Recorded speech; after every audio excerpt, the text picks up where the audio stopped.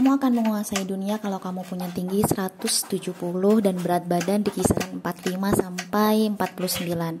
Kamu akan berbahagia kalau kamu memiliki wajah mulus tanpa jerawat dan komedo. Wajahmu sedikit kembar sama Angelina Jolie, itu lebih baik, apalagi punya kemiripan dengan artis Korea. Bahagia dunia akhirat dijamin. Sedangkan Ita, seorang Anggita Rahman, sama sekali tidak punya kriteria seperti itu. Wajah pas di angka 7, sedang tinggi juga tidak menjulang banget, mentok di 155, titik. Berat badan walaupun tidak gendut amat, tapi termasuk yang kekurangan gizi banget, tipis depan belakang. Wajah, jangankan Angelina Jolie, komedo bertebaran seperti sedang berjualan di dahi, hidung, dan dagu. Satu-satunya kelebihan, jika layak disebut dengan kelebihan sih, adalah sebuah senyum manis dengan gingsul menyebul saat tersenyum. Selebihnya titik. Bukannya tidak bersyukur, tapi setelah mendengar ada alasan dari Benny tentang Haris, cukup membuat Ita terpukul. Setiap hari dia akan berkaca, melihat dengan jeli, meneliti sekali lagi kelebihan apa lagi yang dimiliki wajahnya, sehingga bisa diperbaiki dan dipermak sedemikian rupa agar tidak titik di angka 7. Kamu cantik dari hati tak? Inner beauty. Benny berulang kali berkomentar setiap Ita bertanya tentang penampilannya hari itu. Setidaknya aku sadar, Ben, penampilan itu penting. Cowok manapun di dunia ini, walaupun di bibir bilang tidak melihat wanita dari segi penampilan, pada kenyataannya mereka tetap akan memperhatikan hal itu. Itu faktanya. Dan aku sudah mengalaminya. Ita menekankan ujung kalimatnya. Benny mendesah. Ita tidak lagi enjoy dengan penampilannya akhir-akhir ini. Bahkan urusan baju dan make up menjadi ribet. Bantuin temen, Ben. Ingat, ini demi kutukan jomblo yang belum berakhir dari sahabat kamu ini. Ita berujar sadis. Saat itu Ita mengajak Benny ke pusat perbelanjaan, melihat baju murah yang sedang diskon. Ganti penampilan setidaknya dalam sebuah situs internet yang aku baca, memperhatikan penampilan itu penting. Ita berkata serius. Benny angkat bahu. Mulailah Ita memakai lipstik, alis, dan pernak-pernik kecantikan lain. Benny tak mampu berkomentar. Bahkan setiap Selasa sore Ita mengikuti sesi kursus merias yang diadakan gratis oleh salah satu produk kecantikan. Mumpung gratis, Ben, kapan lagi? Ita cekikikan. Benny terdiam. Mau tak mau dia ikut mengantarkan Ita ke acara khusus merias tersebut. Dalam hati kadang Benny menyesal sudah memperkenalkan Ita pada Haris. Awalnya dia mengira Haris telah berubah, tidak lagi seperti mereka saat kuliah dulu. Ternyata Haris masih sama. Sebenarnya sebagai seorang lelaki, Benny bisa menilai jika Ita gak jelek-jelek banget kok. Senyumnya manis, selalu ceria, dan sebuah ginsul yang menyebul saat dia tersenyum semakin mempercantik wajahnya yang bulat.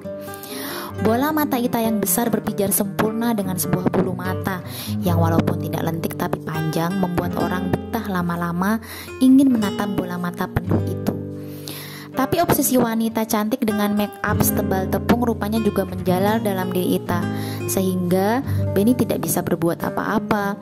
Bagaimana, Ben? Suatu siang Ita menemuinya di sebuah taman kota. Mereka sedang berencana keluar untuk mencari buku. Benny mendongak dan tersentak kaget. Didapatinya Ita berdandan tidak biasa. Ita, kita hanya mau ke toko buku, bukan mau ke kondangan. Dandanannya jangan berlebihan gitu. Benny berkomentar, geleng-geleng. Di toko buku banyak cowok cakep, Ben. Iya, tapi alisnya kenapa mirip buntut tikus gitu? Buntut tikus ini lagi ngehit sekarang, model alis kekinian. Itu bibir, kok merah banget kayak tante-tante. Ini model warna yang sedang banyak digandrungi saat ini loh. Aku beli sampai antri banget. Nah, itu juga. Kenapa pakai dimerahin segala pipinya kayak habis ditampar? Idih Benny, banyak komen dah. Ini bagus pemerah pipi yang dipakai artis juga. Ita, bener-bener deh. Benny menghela napas. Sepertinya sudah saatnya dia berbicara serius pada sahabatnya ini. Kamu itu sudah cantik, cantik banget. Kamu lebih cantik, nggak usah pakai macem-macem gitu. Benny menatap Ita dalam. Tahu nggak, penampilan kamu sekarang ini kayak topeng, malah bikin nggak enak banget dilihat.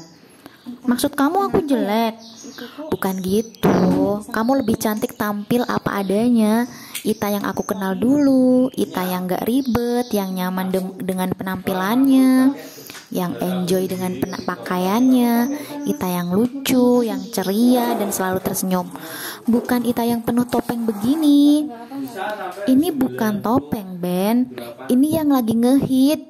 Ita berkeras. Dia mulai jengkel pada Benny. Bukannya ini yang disenangi cowok-cowok itu? Ita bertanya, menatap Benny yang sekarang tampak lebih jengkel daripada dirinya. Cowok yang mana? Kamu hanya termotivasi pada hal yang absurd, pada segala sesuatu yang sebenarnya tidak nyaman kamu pakai tapi kamu paksakan. Aku nyaman kok dengan ini, Ita berkelit. Ada ragu di ujung kalimatnya. Benny menghela napas berat. Coba kamu jujur. Emang kamu nyaman dengan bedak tebal begitu sama dandanan yang gak kamu banget? Benny menatap Ita dalam. Ita terdiam. Aku paham kamu, tak? Kamu ndak nyaman dengan semua itu, jadi jangan dipaksakan. Kembali jadi Ita yang dulu aja. Masalah Haris lupakan aja. Putus Benny kemudian. Sebenarnya aku juga nyesel loh ngenalin kamu sama dia. Dia gak baik. Dia emang pintar dan karir bagus. Tapi satu yang tidak berubah dalam dirinya, dia sama sekali tidak baik buat kamu. Benny memegang bahu sahabatnya. Ita hanya terdiam. Apa yang dikatakan Benny sedikit banyak ada benarnya juga. Sebenarnya Ita sama sekali gak nyaman berubah penampilannya seperti itu. Terima kamu apa adanya, yang nyaman dengan kondisi seperti apapun kamu itu, yang sama sekali tidak melihat kamu dari sisi fisiknya saja, tapi lelaki yang benar-benar tulus sayang sama kamu. Kalau kamu bertopeng seperti ini, kamu juga akan bertemu dengan lelaki penuh topeng. Benny menjelaskan panjang lebar.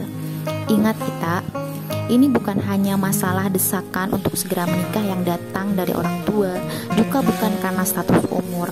Kamu masih muda kok, untuk apa buang-buang waktu hanya demi penampilan? Benny melanjutkan. Jadi apapun kamu, yang penting kamu nyaman, itu yang terbaik. Ita makin terdiam. Kita nggak usah ke toko buku hari ini, kita duduk di sini aja dulu, Benny memutuskan. Apalagi Ita hanya duduk mematung di depannya. Ben, apa memang setiap lelaki melihat wanita dari segi penampilannya? Ita bertanya tak yakin, penuh jeda di setiap kalimat yang keluar dari bibirnya. Berulang kali sudah aku katakan, lelaki itu gak seribet itu. Jika kamu berpikir kasus Haris sebagai patokan generalisasi, itu salah besar. Benny menatap Ita. Jawab jujur, kamu nyaman begini? Ikut kursus di hari Selasa, berdandan kayak topeng begitu, meluangkan banyak waktu hanya untuk sesuatu yang tidak jelas? Ita menggeleng. Hentikan. Benny menekan setiap kata yang diucapkannya. Jadilah Ita yang dulu, Ita yang apa adanya. Sudah hentikan semua ini, tak? Benny berkata lirih. Aku rindu sahabatku yang dulu. Lanjutnya kemudian. Mereka duduk di sebuah taman, memperhatikan anak-anak yang bermain di kejauhan. Air mancur yang menderu-deru, sedang ikan-ikan di kolam itu meliuk-liuk kegenitan. Keduanya sama-sama terdiam, asik dengan pikirannya masing-masing. Benny masih duduk menatap lurus ke depan, menunggu keputusan apa yang akan keluar dari mulut Ita selanjutnya. Sedangkan Ita menunduk dalam, memperhatikan ujung jarinya. Dia menggigit bibir bawahnya yang merah oleh lipstik yang dipakainya.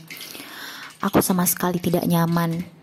Entah Ben, aku juga bingung. Kalau kamu bingung, ikuti kata hati, tak? Hati ini emang tidak nyaman, Ita berkata lirih. Ngapain masih dilanjutin? Maafkan aku Ben. Ita pergi dari tempat itu, membuat Benny melongo, mengikuti kepergian sahabatnya itu. Mau kemana? Benny berteriak. Toilet, cuci muka, Ita balas berteriak. Benny tersenyum kecil. Sebenarnya Benny lebih senang melihat Ita yang ceria. Tingkah Ita yang sekadang konyol karena kejombloannya sering membuat Benny senyum-senyum sendiri. Jika boleh jujur, Benny merasa nyaman bersama Ita. Ada bersit simpati pada garis lugu polos yang sudah menemaninya selama ini. Hanya saja Benny merasa takut jika menyinggung tentang hal itu. Ita belum siap dan membuat hubungan mereka merenggang. Benny terdiam lama, menatap sambil tersenyum lebar pada tas cangklong yang ditinggalkan oleh Ita. Ada seberkas rasa nyaman menelusup di hatinya. Bahkan memperhatikan segala barang milik Ita sudah membuat perasaannya nyaman. Ayo kita ke toko buku. Ita kembali beberapa saat kemudian. Wajahnya telah bersih. Dia basuh habis segala make up yang ada di wajah itu. Bintik-bintik air masih tersisa di wajah itu. Tanpa polesan, begitu jauh lebih baik. Penny tersenyum. Sahabatnya telah kembali. Belanja bukunya jangan lama-lama ya. Kali aja ketemu yang cerah di kafe seberang toko buku itu. Celutukan Ita lagi-lagi membuat Benny tertawa. Kutukan jomblo itu begitu bermasalah buatnya ya. Nah, ini cuplikan tentang novel Cinta Tak Sebercanda itu. Bukunya, cerita lengkapnya bisa kalian dapatkan di bukunya, yang bisa kalian dapat atau order di toko buku Krisan Book. Nah, aku kasih linknya di link description tentang Krisan Book ini, dan kalian bisa langsung order. Nah, di sana juga ada banyak buku-buku bagus, yang lucu, yang kekinian banget, yang sesuai dengan kepribadian kita. Oke, ini dia. Baca cerpen, baca novel, baca buku, atau baca puisi di segmen kali ini diiringi dengan masak-masak atau diiringi dengan aktivitas pagi, aktivitas sore, atau aktivitas apapun itu. Sampai jumpa di segmen berikutnya.